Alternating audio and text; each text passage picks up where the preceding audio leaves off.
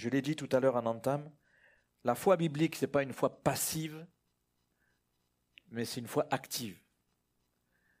Donc le Seigneur, il veut que tu sois acteur, actrice de ta communion avec le Seigneur, et bien par les principes de foi que nous avons énoncés mardi dernier, pour ceux qui ont pu être là, sinon je vous encourage à écouter ou à réécouter la thématique qui est liée avec ce roi Joas, qui va s'afficher devant nous.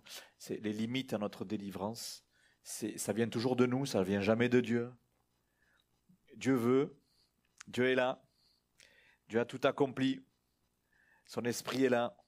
Et quand il y a des limites, ça vient toujours de moi, ça vient toujours de nous. Et la foi biblique est liée à 3 choses, je ne sais pas si vous vous rappelez, à l'écoute. Je veux écouter Dieu. La foi est liée à un deuxième aspect qui est la parole. Je parle à Dieu. Donc si j'écoute Dieu, que je parle à Dieu, je ne suis pas passif. Et 3e aspect, l'action. J'agis. Ça veut dire que je mets en pratique. Et ces 3 choses, c'est les 3 facettes, les 3 aspects de la foi biblique. Donc attention à ce que tu dis. Ne dites pas, Jésus dira dans Matthieu, ne dis pas de quoi mon avenir sera fait. Ne dis pas, attention à ce que tu dis. Attention à tes pensées qui te font dire. Si on dit des choses qui sont négatives, ça veut dire que c'est ce qui sort de la bouche, c'est de l'abondance de mon cœur. Ça veut dire que dans mes pensées, dans mon cœur, il y a quelque chose de négatif qui rejaillit dans mes paroles négatives. Et ça, c'est pas la foi. Oui? Juste une petite révision. On reprend notre texte qui nous occupe avec ce fameux roi Joas. Je vous invite à parcourir la Bible dans le 2e livre des rois. Et on va lire à partir du verset 9. La dernière fois, nous nous étions arrêtés au verset 14. Et nous avions regardé de près ce qui s'est passé. Et je vais le rappeler rapidement au détour de la lecture. Et puis, on va s'occuper ce soir de cette discussion qu'il y a eu avec Joas et Élisée à partir du verset 15 jusqu'au verset 19. On lit le verset 9. Vous l'avez? 2 Rois, chapitre 13. 2 Rois 13, verset 9. Joachaz se coucha avec ses pères et on l'enterra à Samarie. Et Joas, son fils, régna à sa place. La 37e année de Joas, roi de Juda, Joas, fils de Joachaz, régna sur Israël à Samarie. Il régna 16 ans. Dans ce verset 10, il y a 2 Joas. 2 rois qui s'appellent du même prénom. Joas, un, il est roi de Juda et l'autre, il est roi de Israël, des 10 tribus d'Israël. Donc ne soyez pas perturbés, dire mais comment ça se fait qu'il y a 2 fois un roi? Mais c'est parce qu'ils ont le même prénom. Ça arrive. On continue, nous avions vu déjà ça. Verset 11, ce roi d'Israël fit ce qui est mal aux yeux de l'Éternel, et il ne se détourna d'aucun des péchés de Jéroboam, fils de Nébat, qui avait fait pécher Israël. Il s'y livra comme lui. Le reste des actions de Joas, tout ce qu'il a fait, ses exploits et la guerre qu'il y a eu avec Amatzia, roi de Juda, cela n'est-il pas écrit dans le livre des chroniques des rois d'Israël? Joas se coucha avec ses pères et Jéroboam s'assit sur son trône. Joas fut enterré à Samarie avec les rois d'Israël. Donc là, dans ce verset 12, ce verset 13, il y a un résumé de la vie de Joas. Qui fait partie de ces livres historiques. Il raconte la vie de ce qui est arrivé et comment il est mort. Maintenant, le verset 14, nous regardons ce qui s'est passé avant que Joas meure et avant que Élisée meure. On y va? Verset 14. Élisée était atteint, le prophète Élisée était atteint de la maladie dont il mourut. Et Joas, roi d'Israël, descendit vers lui, pleura sur son visage et dit, mon père, char d'Israël et sa cavalerie. Élisée lui dit, prends un arc et des flèches. Et il prit un arc et des flèches. Puis Élisée dit au roi d'Israël, bande l'arc avec ta main. Et quand il eut bandé de sa main, Élisée mit ses mains sur les mains du roi. Et il dit, ouvre la fenêtre à l'orient. Et il l'ouvrit. Élisée dit, tire. Et il tira. Élisée dit, c'est une flèche de délivrance de la part de l'Éternel, une flèche de délivrance contre les Syriens. Tu battras les Syriens à Aphek jusqu'à leur extermination. Élisée dit, encore, prends les flèches. Et il les prit. Élisée dit au roi d'Israël, frappe contre terre ou tire les flèches contre terre. Et il frappa 3 fois et il s'arrêta. L'homme de Dieu s'irrita contre lui et il dit, il fallait frapper 5 ou 6 fois. Alors tu aurais battu les Syriens jusqu'à leur extermination. Maintenant, tu les battras que 3 fois. Le titre de notre partage, c'est les limites à notre délivrance. Vous avez vu Élisée, qui est le porteur de la parole de Dieu. Il dit, Dieu te dit que les ennemis, tes ennemis, ce qui te fait la guerre, va être exterminé.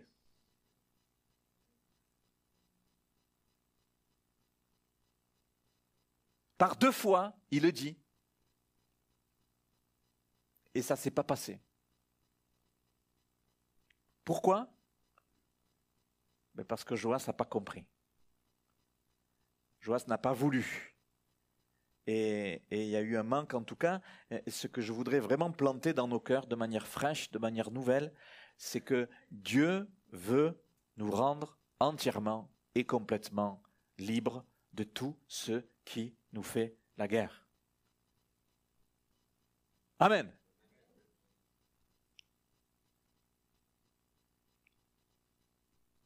Dieu ne veut pas nous libérer à moitié. Dieu n'est pas venu pour mourir à moitié. Dieu n'a pas dit à la croix, tout est accompli à moitié. Et Dieu a dit, grande victoire pour tout celui et celle qui se confie en moi. Amen.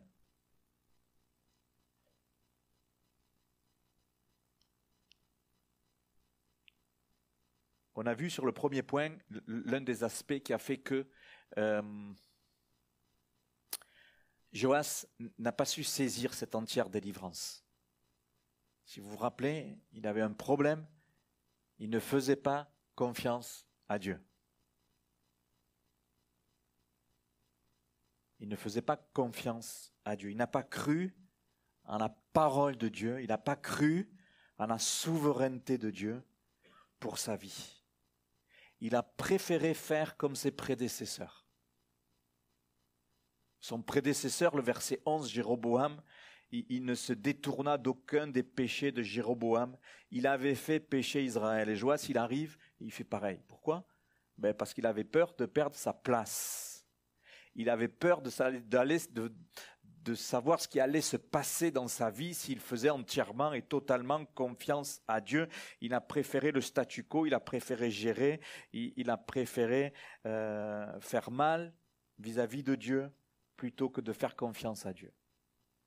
Et il a égaré le peuple de Dieu, il a égaré le peuple d'Israël plutôt que de se remettre en question. Joas est quelqu'un qui, si vous avez fait attention, il y a eu des victoires. Malgré tout, il a eu des victoires. Vous allez me dire, mais il a eu que 3 victoires. Mais c'est déjà ça, il a eu des victoires. Et quand Dieu lui a dit, tu auras une victoire que sur 3 fois, Dieu va accomplir cette parole en fonction de l'état de cœur de Joas. Dieu nous donne en fonction de notre état de cœur, en fonction de la confiance que nous avons et que nous plaçons en sa parole. Et pas seulement une confiance passive, mais on va le voir sur ce qui nous occupe ce soir, une confiance active, une confiance qui me fait que je me mets en marche. Je suis à l'écoute de manière active, je parle à Dieu de manière active et j'agis de manière active. Cette vraie foi, vraie foi qui fait que, je montre au Seigneur que je m'attends à la délivrance. Je m'attends à celui qui me donne, celui qui est ma source et celui qui rend mon âme complètement satisfaite et qui répond pleinement à tous mes besoins. Amen. Plusieurs devraient dire Amen. Oui, c'est ça que je veux, c'est cette mentalité que je veux.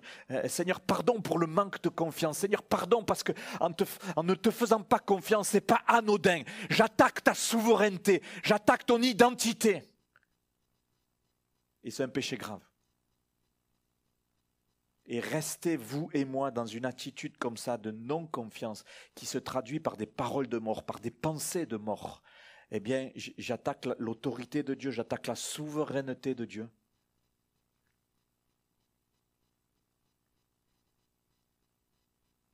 Et j'empêche Dieu d'agir comme il veut. Le Dieu illimité, je le limite.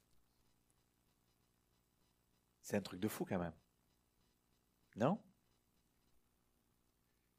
Malgré cette situation désastreuse que nous avons mis en lumière et qui nous sert bien sûr à ne pas reproduire ce que Joas a produit.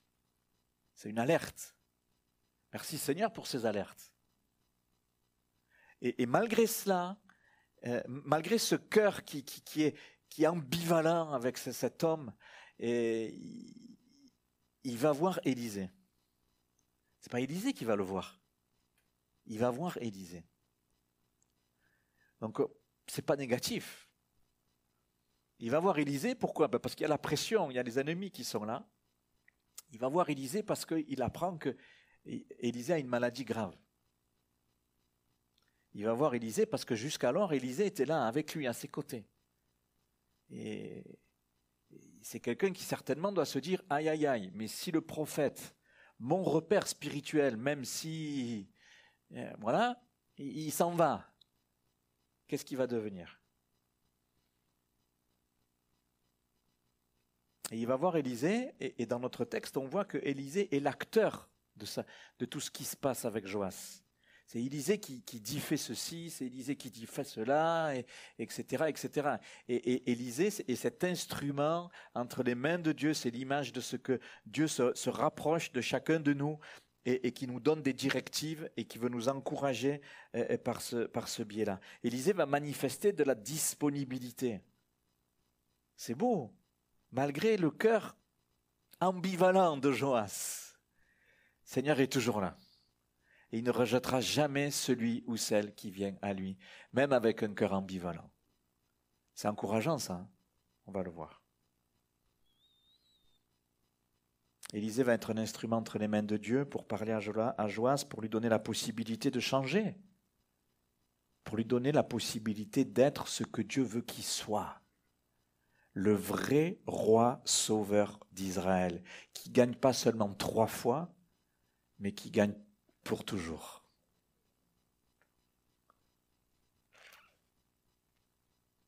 Au travers d'Élisée, nous voyons la grâce et le secours de Dieu envers nous. Dieu qui veut toujours bénir. Dieu qui est toujours disposé à nous délivrer, à restaurer chaque personne qui vient à lui. Amen. Premier point que je partage avec vous, c'est que, et je l'ai un peu dit dans les propos, c'est que les événements s'accélèrent. Joas est roi, il voit les ennemis se faire pressant sur son royaume. Joas vient voir Élisée. Élisée est malade. Et le texte nous dit que de cette maladie va mourir. Le grand prophète, celui qui est donné comme étant Élisée, le prophète sauveur. Vraiment un type de Christ, une image de ce que Jésus va faire en venant par la suite. Élisée qui était toujours là, et comme étant un référent, un soutien, une colonne, un appui de la vérité, une parole, un homme qui porte la parole de Dieu, qui amène un éclairage. C'est un soutien, toujours de bons conseils. Et même si Joas ne les suivait qu'à moitié, Élisée était toujours là pour lui. Et là, les événements s'accélèrent. La pression de l'ennemi, elle est là. Et il sent que celui qui peut être un soutien, un lien en tout cas avec le Dieu d'Israël, le référent, mais il s'en va. Il risque de partir, et il va partir. Il risque de se retrouver seul. Et Joas discerne l'urgence. Joas, il voit qu'il y a un tournant, il y a quelque chose qui va se passer. Il y a dans sa vie, malgré une faiblesse, une vie spirituelle faible, Mais comme un lumineux, c'est pas ouf. On ne peut pas dire que c'est un homme de foi pleine et entière. Il y a des dysfonctionnements chez lui. Il y a de l'ambivalence. Il joue avec Dieu. Il veut de Dieu, mais il refuse d'abandonner. Il veut que Dieu intervienne, mais il refuse de lui faire confiance. Il remet en question la souveraineté de Dieu. Il en veut quelque part à Dieu. Il voudrait que Dieu ait fait autrement. C'est grave. Malgré ça, il appelle Élisée. Et malgré ça, il vient voir Élisée.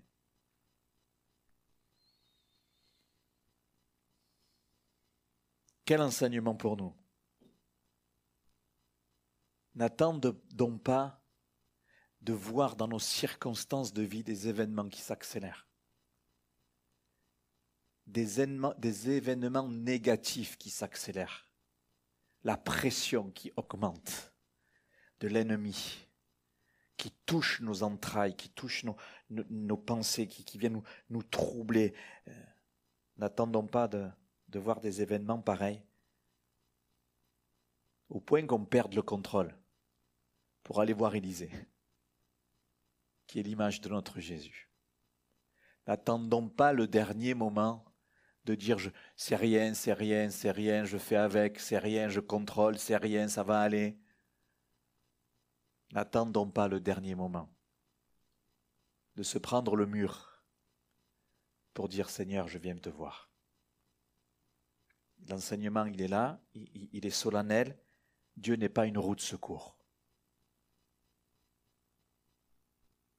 qu'on vient utiliser vraiment in extremis quand le pneu n'est plus utilisable. Quelqu'un qu'on appelle quand on a tout essayé. C'est pas comme ça que ça marche, hein? Ne négligeons pas d'apprendre et de mettre en pratique tout ce que nous apprenons de lui, surtout quand ça va bien. Surtout quand ça va bien. Les événements s'accélèrent sur la vie de Joas. Élisée va mourir. Il reste un instrument. Il est malade, il reste un instrument entre les mains de Dieu pour essayer de rattraper Joas, pour lui donner les dernières leçons qu'il a besoin d'entendre pour pouvoir, si on le peut encore, s'il le peut encore, être le roi qu'il doit être.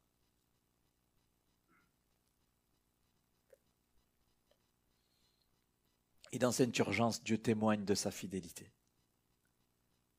Dieu témoigne de sa fidélité. Élisée va être le porteur de la grâce parce qu'il va donner une parole de Dieu. Combien de fois Dieu t'a parlé, Dieu t'a encouragé et Dieu t'a montré le chemin. Il te dit voilà, c'est comme ça qu'il faut faire.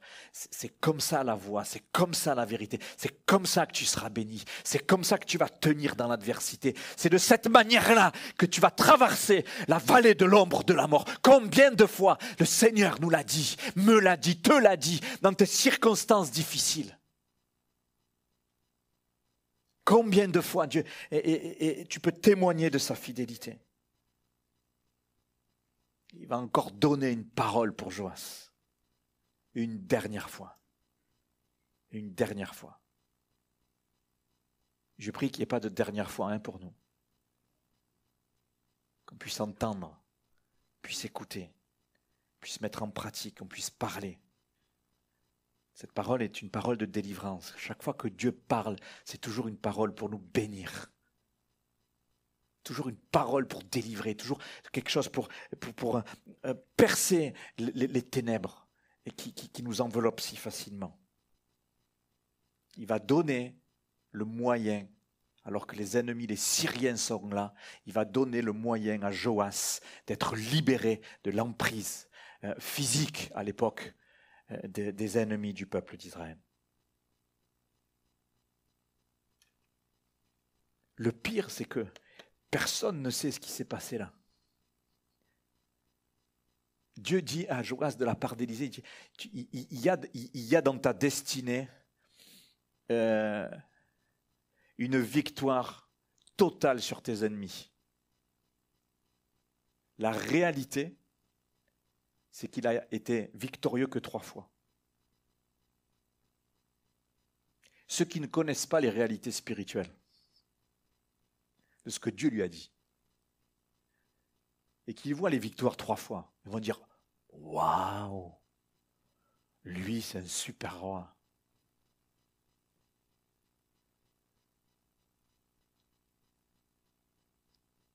Il nous a sauvés. Oui, mais tellement peu. Humainement parlant, beaucoup. Mais aux yeux de ce que Dieu voulait faire, tellement peu. Et des fois, ça nous rejoint, hein. Même dans l'église. Lui, oh, regarde comme Dieu se sert de lui. Elle, oh, regarde comme il est là, et elle est là, et tout va bien, c'est super, il sert Dieu, elle sert Dieu. Tout. Mais Dieu a en réserve pour lui, pour elle, tellement plus. Et l'implication que on voit comme quelque chose de beau, d'extraordinaire, c'est des miettes. Dans le monde spirituel, nous qui sommes les enfants du Seigneur, il y a l'abondance, il y a la richesse, on a chanté au-delà même de ce qu'on peut imaginer. Et dès qu'on voit des miettes, Dieu témoigne de sa fidélité. La réalité, c'est que Joas ne supporte pas Dieu, parce que Dieu le confronte. Dieu lui dit, il faut que tu acceptes de renoncer à ta royauté, parce que tu conduis le peuple dans l'idolâtrie. Tu dois aller à Jérusalem. Ou tu dois te soumettre au roi de Juda. Et Joas, on le voit, il revient à Dieu par intérêt.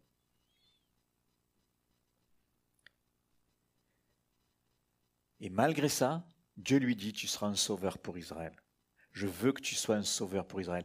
Tu es défaillant, mais malgré tout, je mise sur toi pour que la victoire passe par toi et à travers toi.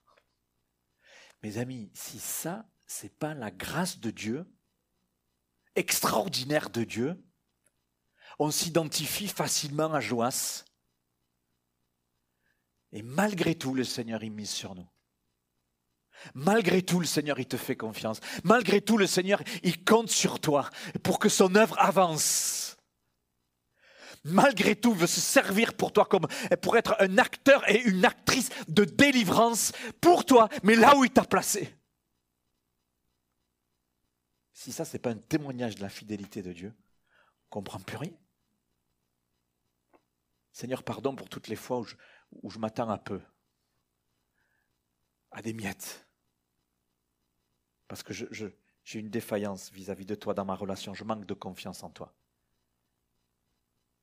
Et ma foi est attaquée. Alors on arrive à retourner au texte. Le troisième point que je partage avec vous, c'est celui-ci, la pédagogie de Dieu envers Joas, à travers Élisée. Quelle manière curieuse. Nous, on a lu ça facilement. Élisée, il dit, prends un arc, prends des flèches, tire une arc, ouvre la fenêtre, tire vers l'Orient, frappe ensuite et tire par terre. Il n'y a pas plus simple, Seigneur. Pourquoi est-ce qu'il y a cette manière particulière de faire passer le message de Dieu? Quelle leçon Joas doit apprendre? C'est ce qu'on a essayé de voir avec ce dernier point. On se rappelle de ce que Joas a besoin d'apprendre. Il a besoin d'apprendre à faire confiance à la souveraineté de Dieu. Vous êtes avec moi? Dites, j'ai besoin d'apprendre à faire confiance en Dieu. Vous dormez. J'ai besoin de faire confiance en Dieu. Il y a des bouches fermées. La foi, c'est la parole. Hein? J'ai besoin. Joas avait besoin. Toute cette affaire de tirer des flèches, l'arc et compagnie, c'est pour que Joas apprenne cette leçon-là. Apprendre à faire confiance à Dieu.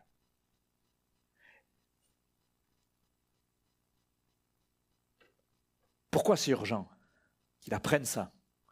Parce qu'Élisée va mourir. Et quand Élisée va mourir, les Syriens vont attaquer. Et là, il va falloir combattre. D'ailleurs, vous le lisez sur le verset 25, on ne peut pas le lire ce soir, mais c'est écrit rapidement. Fils de Hazaël, Joas, fils de Joachaz, verset 25 de notre chapitre, le dernier chapitre, verset du chapitre 13. Joas, fils de Joachaz, reprit des mains de Ben-Hadad, fils de Hazaël, les villes enlevées par Hazaël à Joachaz, son père, pendant la guerre. Joas le bâtit 3 fois et il recouvra les villes d'Israël. Élisée meurt. Et il y a une urgence. Que Joas apprenne la leçon de faire confiance à Dieu.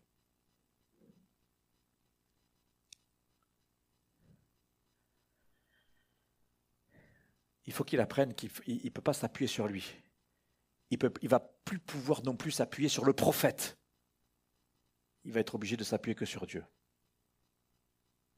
Et de faire confiance à Dieu.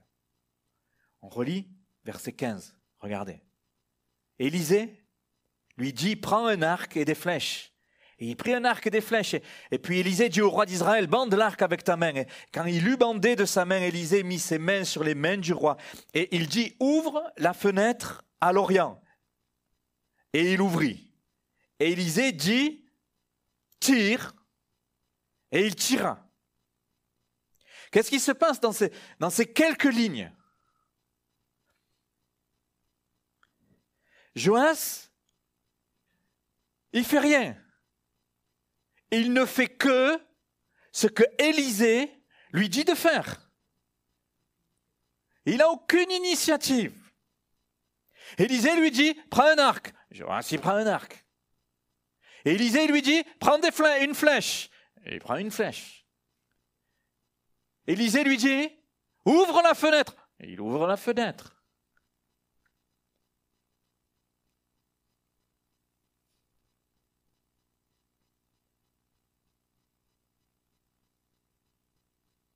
Même pour bander l'arc, Élisée pose ses mains sur les mains du roi. Vous avez vu? Élisée lui dit tire. Et il tire. Qu'est-ce que nous voyons? Élisée commande. C'est simple. Élisée dirige. Joas, il ne fait rien de lui-même. On l'a dit, pas d'initiative. Il obéit, c'est tout. Tu obéis, point.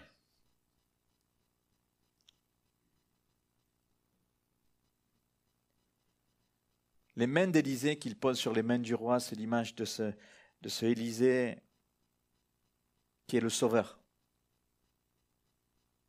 Le prophète sauveur, et l'image du Christ, l'image de Dieu lui-même, sauveur du peuple. Sans les mains posées sur les mains de Joas, pas de délivrance, pas de flèche qui est tirée.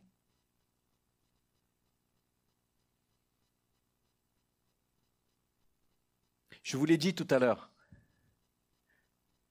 aux yeux du peuple, Joas va apparaître comme le vainqueur. Mais en réalité, il y est pour rien. En réalité, il y est pour rien. Aux yeux du peuple, le roi apparaît être le sauveur qui prend les décisions et qui fait que les Syriens sont battus. Mais en vrai, non. En réalité, ce texte nous montre que dans le monde spirituel, c'est pas ses propres mains qui font qu'il y a eu la victoire. C'est parce que la main de Dieu était sur lui qu'il y a eu la victoire.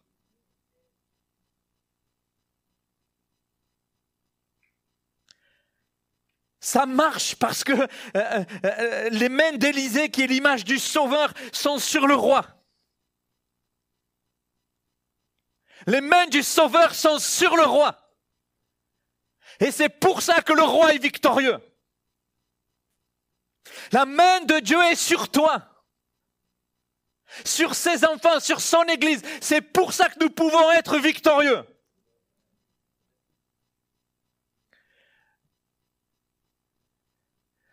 Rappelez-vous, Jésus, en lien avec ce que nous disons dimanche, déroule le prophète Ésaïe. Je suis venu pour guérir les cœurs brisés. Vous vous rappelez? La phrase d'avant, qu'est-ce que Jésus a dit? Qu'est-ce qui est écrit dans Isaïe?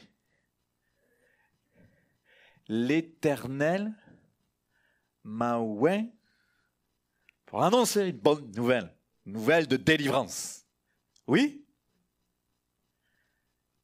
L'Éternel m'a oint, littéralement, c'est Dieu a posé sa main sur moi. Dans l'Ancien Testament, les prophètes qui étaient choisis par Dieu, ils étaient oints. Quelques rois, les rois aussi étaient oints, mais ça veut dire que la main de Dieu était sur eux. Actes chapitre 2 avec la Pentecôte, Jésus qui parle dans Acte 1 aux disciples, vous recevrez une puissance de Dieu sur vous. Littéralement, la main de Dieu est sur vous. Joas a accompli ce que Dieu voulait qu'il accomplisse, même partiellement, parce que la main d'Élisée était sur lui. C'est ça que signifie cette action d'Élisée. C'est Dieu. La main de Dieu, c'est Dieu. C'est l'Esprit de Dieu qui agit et qui fait au travers de Joas. Et vous et moi, on doit faire confiance au Seigneur. On lui a confié sa vie, notre vie, et notre vie est entre ses mains. Et ses mains sont sur notre vie. Ses mains sont sur ta vie. Et tout ce que Dieu veut faire, c'est parce que sa main, elle est posée sur toi. Et tu dois faire confiance.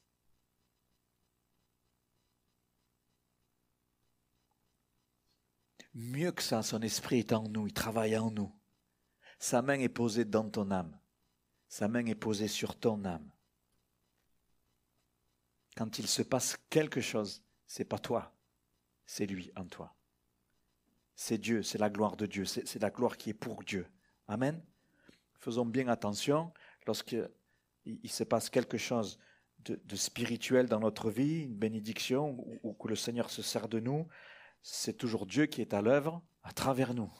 C'est pas toi qui es champion du monde. C'est pas toi qui es fortiche. Nul ne mérite l'étiquette d'être sauveur. Seulement lui. Mais il veut sauver à travers nous. Malgré notre foi défaillante, malgré nos choix ambivalents, malgré notre manque de confiance, malgré notre foi qui a attaqué, le Seigneur, il veut quand même faire. Il veut quand même faire à travers toi. Et il veut faire pour toi. Il y a une délivrance qui est disponible entre les mains de Dieu. Et en posant sa main sur nous, cette délivrance nous est communiquée. Gloire à Dieu.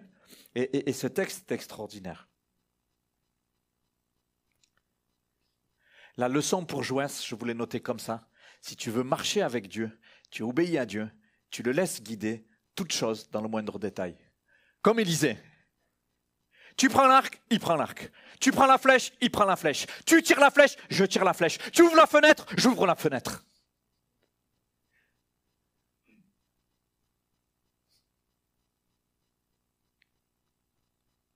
Si tu veux marcher avec Dieu, tu obéis à Dieu, tu le laisses guider toutes choses dans les moindres détails. Ce n'est pas nous, c'est lui. Ce n'est pas toi, c'est lui. C'est pour lui. Amen.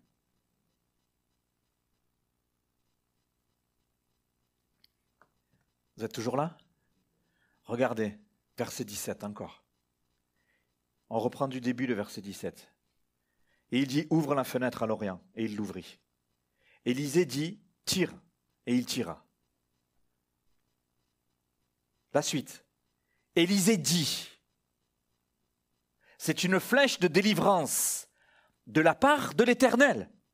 Une flèche de délivrance contre les Syriens. Tu battras les Syriens à Aphek jusqu'à leur extermination. Qu'est-ce que Élisée fait ici?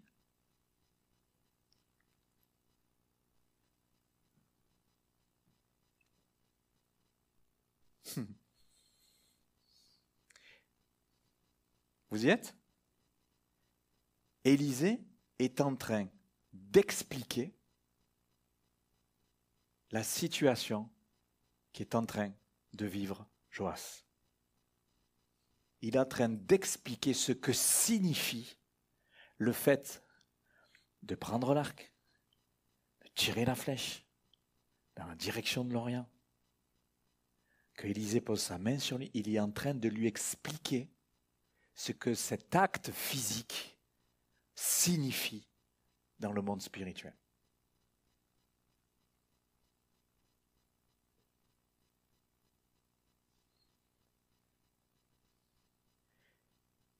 Joas, il obéit. Il a obéi à Élisée. Mais il n'a pas compris ce que ça voulait dire pour lui et pour le peuple. Et Élisée, il a eu besoin de la preuve. Il lui explique. Il dit, ce que tu viens de faire, il y a un sens spirituel. Ce que tu viens de faire, c'est une flèche de délivrance.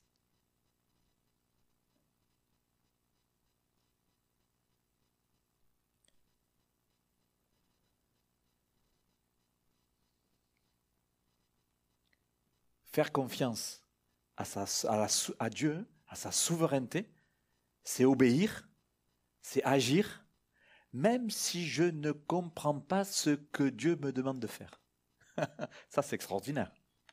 C'est la foi. La foi, Seigneur, j'obéis, même si je n'ai pas tous les éléments. On est d'accord avec ça? C'est ce qui s'est passé exactement dans notre texte. Joas a obéi.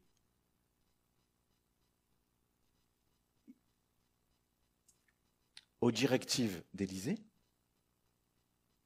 Joas a été conduit parce que les mains d'Élisée étaient sur ses mains. Ça a marché. Oui, il a tiré la flèche.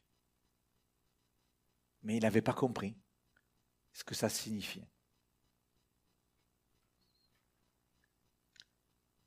Le Seigneur nous appelle, et c'est là la leçon que Joas apprend. Apprendre à obéir à Dieu, à faire confiance à Dieu, à sa parole, même si je ne comprends pas la réalité de ce que le Seigneur me demande de faire. Même si ça me confronte, je fais confiance au Seigneur. Même si je ne vois pas l'aboutissement de ma foi, je fais confiance au Seigneur. Oui? Je termine avec le verset 18. Regardez. Je voulais afficher cette fois-ci. Élisée dit encore. Élisée dit encore, prends les flèches. Et il les prit. Élisée dit au roi d'Israël, frappe contre terre. C'est-à-dire tire les flèches contre terre. Et il frappa 3 fois et il s'arrêta.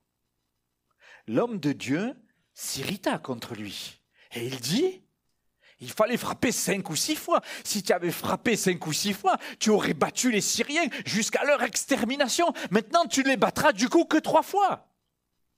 Parce que tu n'as frappé que 3 fois.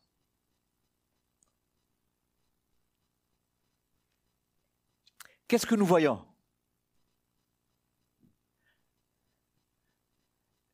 La destruction de la Syrie, de l'ennemi, dépend du degré de confiance en Dieu que Joas va montrer quand il s'agit de tirer contre terre sans que les mains d'Élisée, il y a une faute à Élisée, couvrent ses mains. Vous avez fait attention, verset 18 ? Élisée lui dit de reproduire le fait de tirer les flèches sans que Élisée pose sa main sur lui. Et pourtant, qu'est-ce que c'est qui est frappant ? Vous êtes avec moi ? Qu'est-ce que c'est qui est frappant dans cette affaire ? C'est que Élisée vient de lui expliquer la portée spirituelle de son action.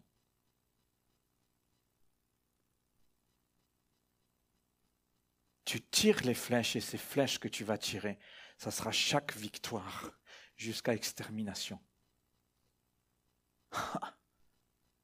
C'est pas un truc de fou. Joas sait, il connaît le tenant et l'aboutissement, la portée spirituelle de tes actions dans le monde matériel. Il sait, il connaît, et que s'il fait quelque chose de bien, ça marchera. S'il fait quelque chose de mal devant Dieu, ça ne marchera pas. Il sait que s'il dit quelque chose de bien devant Dieu qui honore Dieu, Dieu va créditer dans le monde spirituel. Il sait, on lui a expliqué, Élisée lui a dit. Et Élisée lui dit, vas-y, fais, en toute connaissance de cause. Et qu'est-ce qu'il va faire? 3 fois. Élisée, il a eu une irritation spirituelle. Il ne comprend pas la leçon, Joas. Il n'a pas compris. Il n'a pas compris.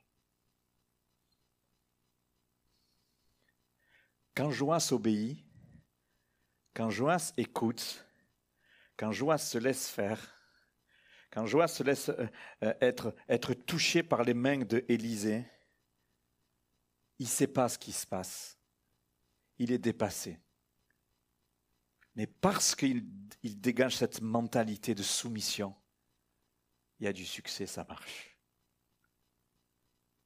Quand il est laissé à sa propre initiative de reproduire les choses, malgré le fait qu'il sache, ça ne marche pas. Vous comprenez? Qu'il ne suffit pas que tu saches des promesses, il ne suffit pas que tu saches des versets, il ne suffit pas que tu saches. Le Seigneur te demande de lui faire confiance et d'obéir et d'agir sur la base de sa parole. Qu'est-ce que nous voyons comme enseignement? Nous voyons ça. L'incrédulité naturelle du cœur paralyse l'action de l'esprit en nous.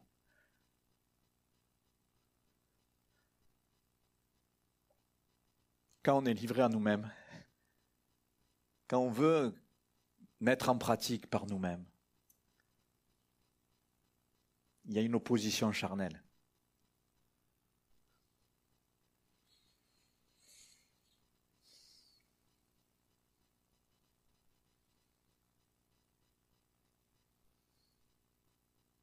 L'incrédulité naturelle du cœur paralyse l'action de l'esprit en nous. Dieu nous montre, à travers de cet exemple, que nous ne comprenons pas comment il agit dans nos vies, mais il nous demande d'avancer.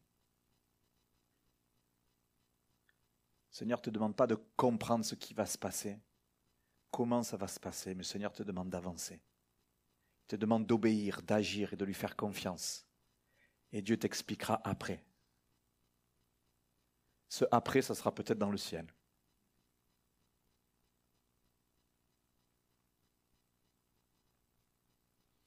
Il y a des choses que Dieu ne nous dit pas. Il y a des choses que Dieu ne te dira jamais. Tu sais pourquoi?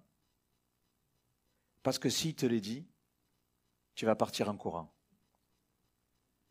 Tu sais pourquoi? Parce que l'incrédulité naturelle du cœur paralyse l'action de l'esprit en nous. Eh oui. Je voudrais nous encourager. Peut-être quelqu'un ou plusieurs pose des questions à Dieu. Dire, Seigneur, parle-moi. Dis-moi ceci, dis-moi cela, montre-moi. Et Seigneur, peut-être il est silencieux à cet égard. Mais parce que s'il te le dit, s'il te répond, notre incrédulité naturelle, elle va te faire un pas en arrière. Le Seigneur, il ne te demande pas de tout maîtriser pour bouger. Le Seigneur, il ne te demande pas de tout recevoir pour commencer à avancer, ni à lui faire confiance. Il te demande d'obéir et de croire. C'était la leçon que Joas avait besoin d'apprendre. S'il y a des choses que Dieu ne nous dit pas, sinon nous ne les ferions pas, il faut suivre, il faut se laisser conduire, il faut faire confiance. Si on essaye de tout comprendre, on va faire comme Joas, on va s'arrêter en route. On va s'arrêter en route. Dieu ne se trompe pas. Oui ou non? Ça fait partie de la souveraineté de Dieu. Dieu ne se trompe pas. Ce qui t'arrive, ça vient de Dieu. Dieu te l'a dit, Dieu t'a posé des jalons. Et maintenant, il faut que tu lui fasses confiance. Et sur ce qu'il t'a dit, tu n'auras rien de plus. Il faut que tu avances. Il ne te dira pas plus. Il faut que tu avances. Dieu ne se trompe pas. Ça va peut-être être un peu compliqué, mais ce n'est pas grave. Je n'ai pas besoin de comprendre. Je fais confiance. Je fais confiance à Dieu. Et parce que je fais confiance à Dieu, je ne suis pas obligé de tout comprendre. Vous me suivez? C'est très important. C'est très important. Avec cette attitude de cœur, eh bien, il va y avoir la gloire de Dieu. Il va y avoir la gloire de Dieu. Notre nature humaine, dans notre âme, on veut tout savoir. On veut tout connaître. On veut tout comprendre. On veut avoir le tenant et l'aboutissant avant de bouger. Oui ou non? Et là, on voit que Joas, Élisée lui a expliqué. Il savait les enjeux liés à cet acte de tirer des flèches. Il n'a pas fait. Parce que notre nature, elle est là. Il y a des défis spirituels qui sont liés à notre engagement avec Jésus. Dans nos luttes et nos combats, il y a des défis spirituels. Tu ne vois pas, tu ne sais pas, tu ne connais pas, mais tu obéis. Tu fais confiance, tu agis et tu passes à l'action surtout.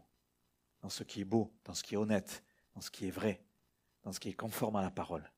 Tu fais attention à comment tu écoutes, tu fais attention à comment tu parles, tu fais attention à tes pensées, tu les tiens en bride. Amen. Et de cette manière-là, on ne fera pas l'erreur que Joas a faite. Ces choses ont été écrites pour nous avertir. La manière dont, dans nos luttes et dans nos combats, dans la pression de nos besoins, dans notre attente d'être exaucés, de voir la délivrance et de faire confiance au Seigneur.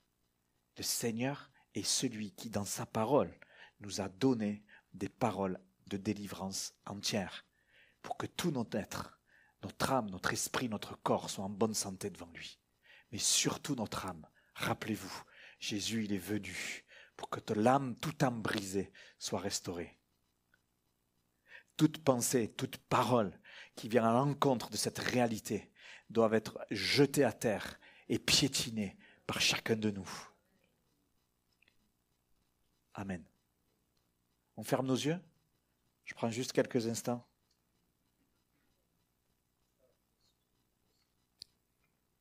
Juste quelques instants où on peut se donner la possibilité de dire Seigneur, je ne veux pas passer à côté. Je ne veux pas te limiter. Je ne veux pas te limiter, Seigneur. Je te demande pardon.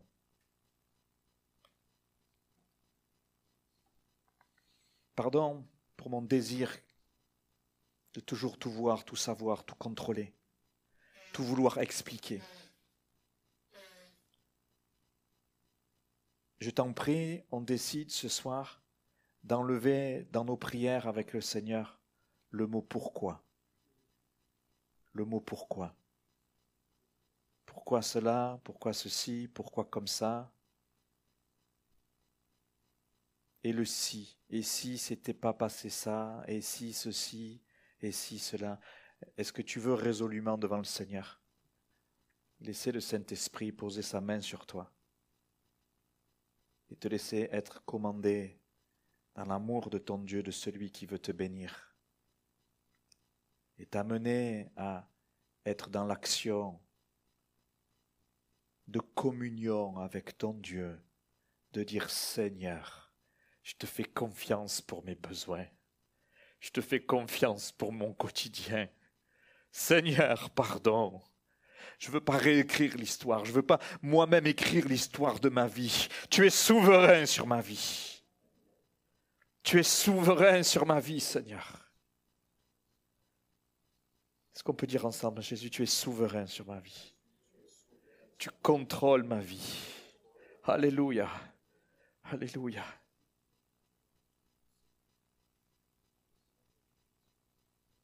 Seigneur, que la leçon que tu as voulu transmettre à Joas, Seigneur, nous voulons la recevoir.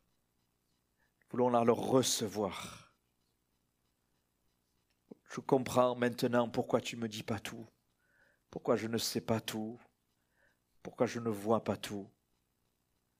Tu veux cultiver en moi la confiance en toi, la foi véritable, celle qui proclame des vérités bibliques plutôt que de proclamer des mensonges des ténèbres.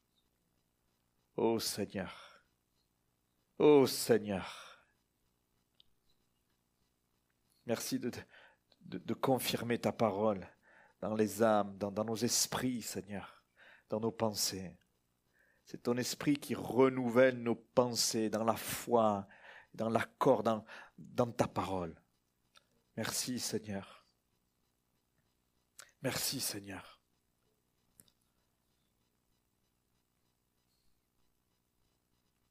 Quelques instants encore, quelqu'un a besoin de dire au Seigneur, je veux te faire confiance, Seigneur, pardon. Il doit y avoir une repentance.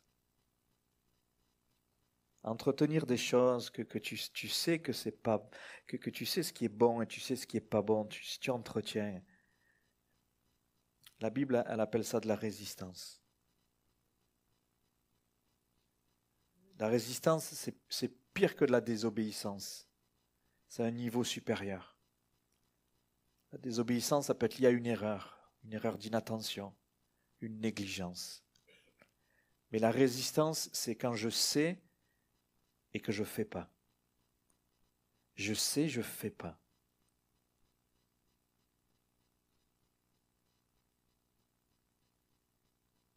Et le prophète Samuel dira à Saül, il lui dira, mais hé, la résistance, c'est comme la divination. C'est comme si tu allais voir des voyants. Tu ouvres des portes au monde des ténèbres et des démons qui viennent t'assujettir. La résistance, c'est grave. Résister à Dieu, c'est l'opposé de faire confiance à Dieu. Des prises de position qui sont dans la résistance. Seigneur t'interpelle ce soir. Les portes des ténèbres qui sont sur toi, tu veux qu'elles soient refermées, que tes pensées soient mises au large. Tu as besoin de te repentir. Tu as besoin de te repentir devant le Seigneur.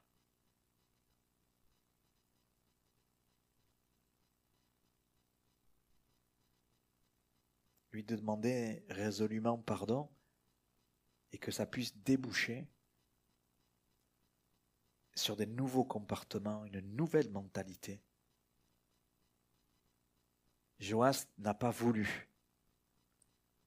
comprendre ce moment de cœur à cœur qu'il a eu avec Élisée, ce moment privilégié comme une leçon particulière où le monde spirituel s'ouvrait devant lui. Et Dieu lui a montré les défis spirituels par rapport à son attitude.